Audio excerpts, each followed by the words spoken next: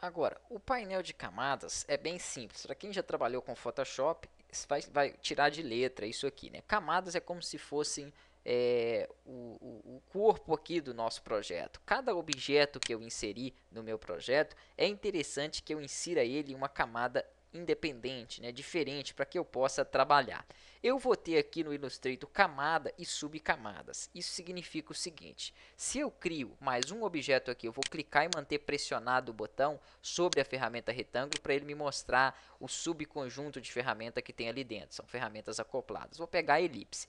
Vou criar aqui uma elipse e definir, né, uma cor diferente aqui para ela. Perfeito. Vou pegar novamente a ferramenta de seleção e eu fiz tanto o retângulo quanto a elipse na mesma camada, que é a camada 1. Para renomear essa camada, basta dar um duplo clique sobre o nome dela ali e digitar o nome. Né? Vou colocar aqui formas.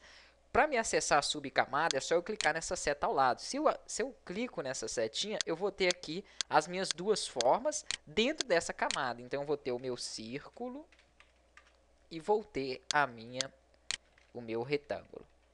Então, é uma camada com dois objetos dentro dela. Esses objetos aqui, eles se interagem. Porque se eu fizer na mesma camada, né, o meu projeto aqui, ó, fiz o retângulo e fiz o círculo. Aí eu quero, por exemplo, jogar, deixa eu dar um Ctrl 0 aqui, jogar o meu objeto do círculo para trás do objeto do retângulo. Como ele foi feito por último, eu posso vir aqui na minha subcamada, clicar na camada do círculo ou na camada do retângulo e trocar de posição. Por exemplo, clico no retângulo e arrasto para cima. Então, ela vai inverter a posição com a camada com o objeto do círculo. Então, ela vai passar a ficar sobrepondo ele aqui. Então, o que manda na posição dos objetos, né, na forma que eles vão ficar dispostos aqui na página, é a ordem de camadas. Então, as duas, embora estejam numa mesma camada, eu consigo trabalhar dessa forma. Se eu quiser fazer uma outra camada, vou pegar aqui, por exemplo, uma outra ferramenta, a ferramenta texto, teremos uma aula exclusiva para trabalhar com ela. Vou dar um clique aqui e digitar, por exemplo, o meu nome.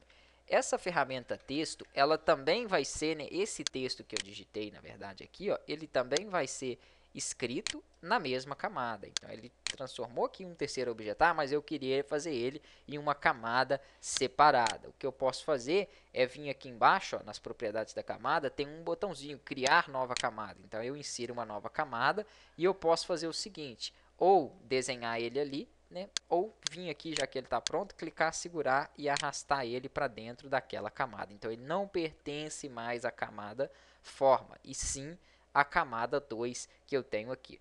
Para que eu faço isso? Eu separo objetos. Eu vou colocar aqui, por exemplo, texto.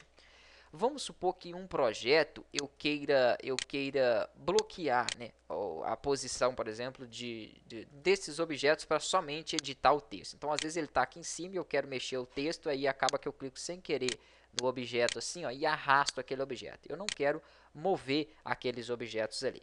Então, basta eu vir aqui na camada formas e antes desse olhinho, que nós já vamos chegar nele, basta eu clicar que ele trava ela. O que é isso? Eu não consigo fazer nenhuma alteração, nenhuma edição nesse objeto, a menos que eu desbloqueie essa camada. Então, ela está bloqueada. Por isso é importante eu ter os objetos de forma independente. Eu posso bloquear a camada parcialmente? Sim, vou desbloquear ela, vou desmembrar o subconjunto e vou bloquear somente o círculo. Então, olha lá, ó. O círculo eu não consigo mover, mas o retângulo eu já consigo mover. Então, essa subcamada é muito parecida as propriedades dela com as camadas. Serviu só para organizar melhor mesmo os objetos aqui dentro, né, do seu projeto. Outra coisa aqui é o seguinte, habilitar ou desabilitar a visualização de camadas. Então, eu vou clicar aqui no olhinho, ó, e ele vai desabilitar a visualização daquelas camadas. Eu vou clicar novamente e ele vai habilitar. Ele não apaga o objeto, ele só habilita ou desabilita a visualização daquela camada. Vou pegar aqui um outro objeto, uma estrela, vou desenhar uma estrela grande e vou colocar ela ao fundo de tudo. Então, vou pegar a ferramenta de mover, clicar sobre a estrela e arrastar ela para cá. Ok. Vou dar uma cor para ela diferente dessas que nós temos. Perfeito. E quero que ela fique ao fundo de tudo em uma camada independente. Vou dar um Ctrl X para recortar. Outra forma, Ctrl X para recortar, insiro uma nova camada e aperto o Ctrl V para colar. ela está numa terceira camada. Vou colocar o nome aqui de estrela. Porém, ela está em cima de todo o meu projeto. Eu quero que ela fique ao fundo, atrás. Clique em cima da camada estrela, segura e arrasta para baixo. Pronto, agora minha camada de estrela, ela está ao fundo. Tem algumas técnicas aqui, ó, que se eu quiser esconder a visualização, às vezes eu tenho 30 camadas, eu quero esconder todas e mostrar somente uma. Então eu pressiono o Alt, vou clicar na camada do texto com o Alt pressionado. Ele esconde todas e mantém só ela visível.